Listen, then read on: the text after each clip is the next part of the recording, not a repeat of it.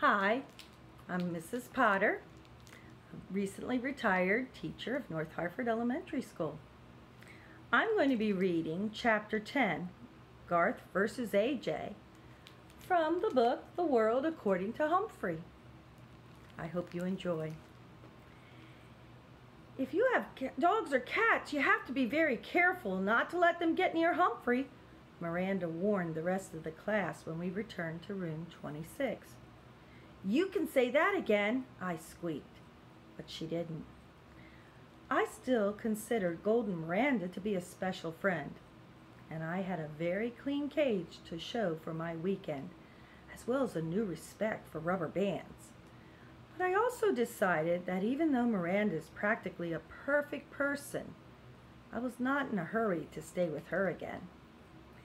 AJ raised his hand and Mrs. Brisbane called on him. "May I have Humphrey this weekend? We don't have a dog or a cat," he bellowed.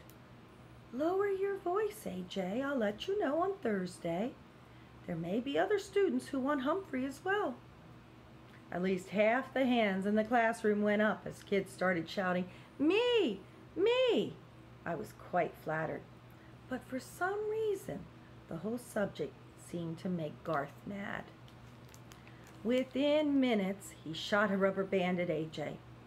"Ouch!" AJ complained loudly.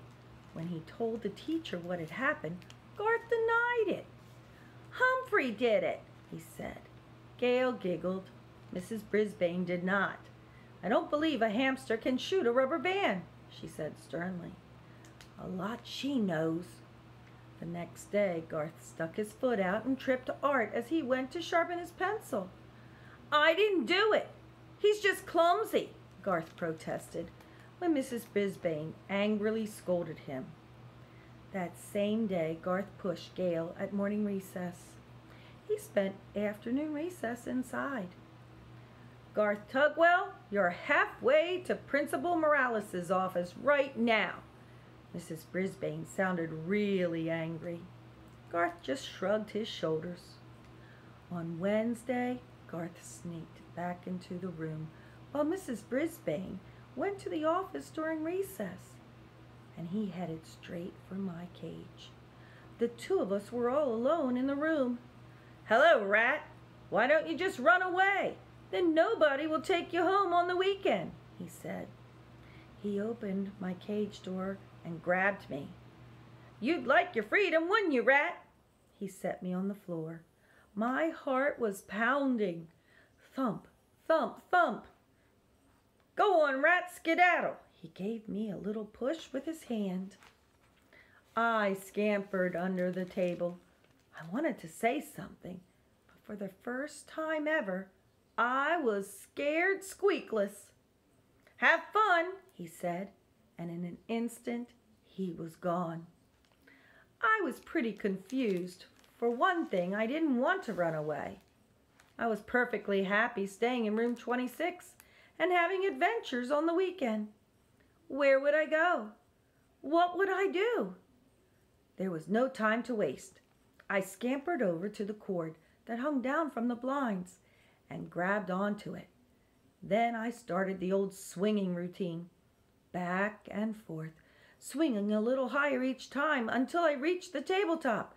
Back, forth, back, forth, back, forth, leap! There wasn't time to think about my queasy stomach as I raced into my cage, slamming the door shut behind me. Just then, Mrs. Brisbane returned. I darted into my sleeping house so she wouldn't see how hard I was breathing. I saw her look out the window, puzzled. She walked over to it and stared at the blind cord, which was still swinging. She reached out and stopped it with her hand. And then she shook her head and walked away. When recess was over and my classmates filed back into the class, Garth looked over at my cage, half smiling. But that smile quickly disappeared when he saw that the door was closed. He leaped out of his seat and looked at my cage. "Howdy," I squeaked at him. "Garth, Please get back in your seat, Mrs. Brisbane told him. But Humphrey, he protested. Well, what is it? Mrs. Brisbane was getting irritated. He's in his cage, he said. A few of my classmates giggled, but not Mrs. Brisbane. In case you haven't noticed, he's always in his cage, Garth, she said. Now get back in your seat. Garth did what she said, but for the rest of the day, I noticed him staring over at me. On Thursday, Mrs. Brisbane announced that I would be spending the weekend at AJ's house. Yes! Shouted AJ, delighted at the news. A few seconds later, a whole series of rubber bands hit AJ on the neck, shoulder, and head. Cool it, Garth, yelled AJ, jumping out of his chair. Man, I'm tired of these rubber bands. Garth acted innocent. I don't know where they came from. They could have come from anywhere. Garth did it, Heidi said. I saw him. Mrs. Brisbane didn't remind Heidi to raise her hand, but she did tell Garth to stay in during recess. Not fair, Garth muttered under his breath. When the bell rang for recess, Garth stayed in his seat. Mrs. Brisbane closed the door when all the other students had left and walked to his desk. Normally, I would have been napping at this time, but I was wide awake and wondering what that boy had to say.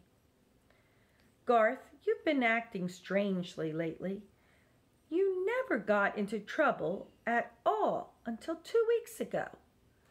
Now you're shooting rubber bands at people and disturbing the entire class. Can you tell me why? Garth slowly shook his head no. Your grades are slipping too. Has something changed in your life? Garth slowly shook his head again. How about at home? Is anything wrong? Garth didn't shake his head. He didn't move a muscle. Should I talk to your parents about your behavior, Garth? Garth's face got very red. No, he said with a choking sound. Mrs. Brisbane moved closer and put her hand on Garth's shoulder. Tell me what's wrong. My mom's sick, he said. Real sick. Tears ran down his cheeks. I was feeling a little teary-eyed myself. How sick?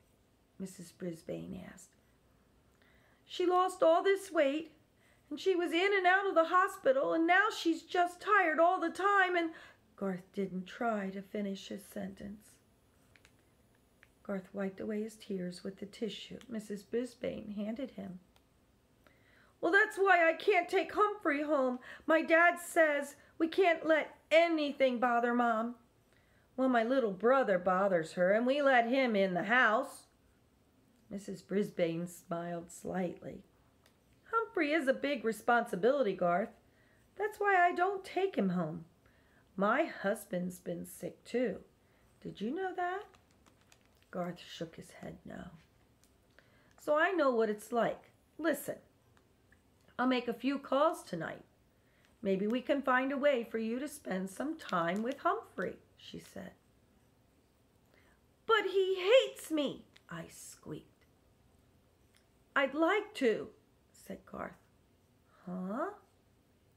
I was confused. But you have to promise me that you won't disrupt the class anymore, Mrs. Brisbane told him. Is that a deal? Garth nodded. Deal. As you know, I'm very good at coming up with plans to solve human problems.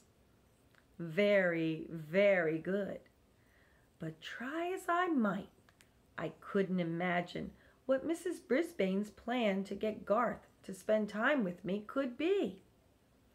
I was still trying to figure it out when Aldo arrived that night.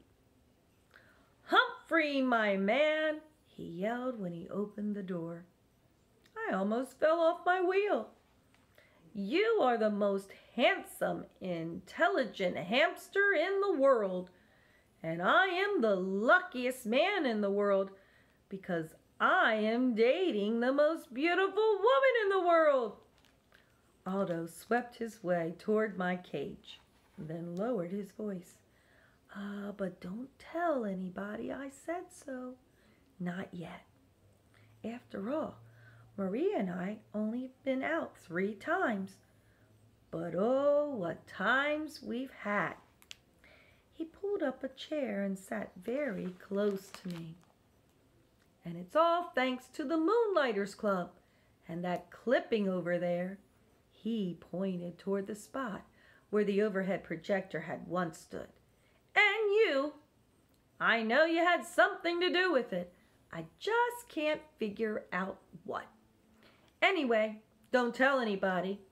But someday I'm going to marry Maria. And when I do, I want you to be best man. Or best hamster, I guess. I really mean it. If you were a guy, I'd buy you a burger. He reached in his pocket and pulled out a little piece of foil.